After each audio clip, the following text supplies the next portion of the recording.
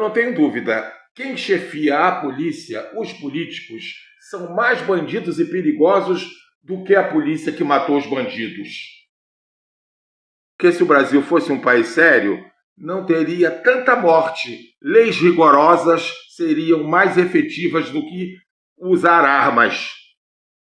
Só tenho pena dos 4 policiais trabalhadores que morreram fuzilados. Agora, os 114 bandidos, que o inferno os receba muito bem.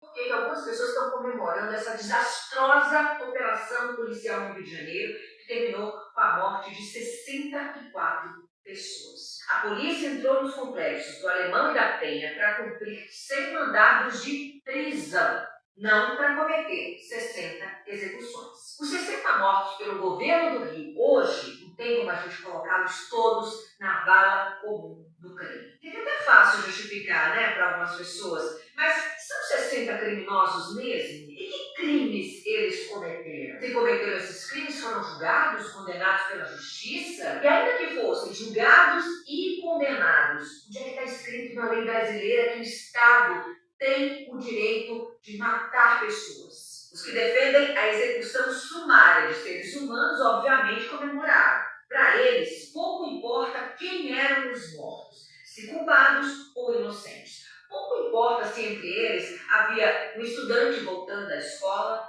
uma dona de casa na esquina da padaria, um trabalhador que ia para a labuta. Não interessa a identidade, não interessa a ficha criminal, nem interessa a história dessas pessoas. Elas não têm nome, elas não têm rosto e, principalmente, elas não têm dinheiro. São favelados, pretos, pardos, desafortunados, desempregados, subempregados, marginalizados. E essa gente já foi aos montes, morrendo muitos, ainda assim não farão falta. Assim pensam alguns. A morte dessas pessoas apenas sacia a sede de violência de uma parte lamentável da nossa sociedade. Essas pessoas acreditam que um favelado a mais na cova significa um país um pouco menos violento.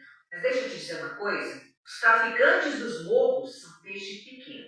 Os maiores e mais poderosos criminosos, as pessoas que realmente lucram com o tráfico, não moram em favelas. Elas andam de jatinho, elas vivem em condomínios fechados de mansões, elas frequentam os melhores restaurantes e apertam as mãos de gente graúda de Brasília. Porque a favela não produz a droga, a favela é só um entreposto. E por que o governo insiste em fazer operações sangrentas e espetaculosas nos morros, enquanto permite que os multimilionários do tráfico de drogas e de armas durmam o sono dos justos em seus palacetes?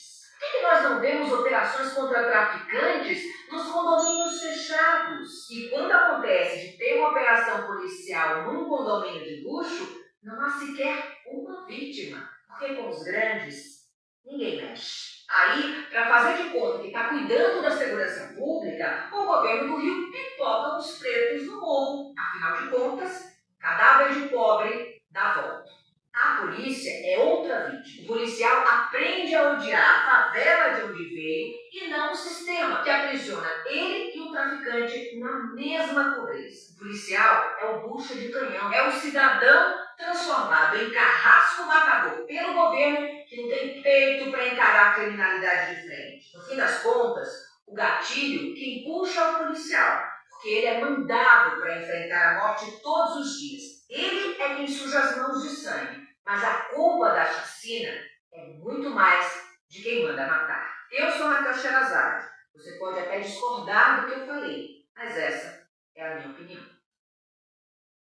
Eu concordei com 60% do que Raquel Sherazade falou. E você, concordou ou não? Deixe seu comentário gentil e se inscreva se está gostando.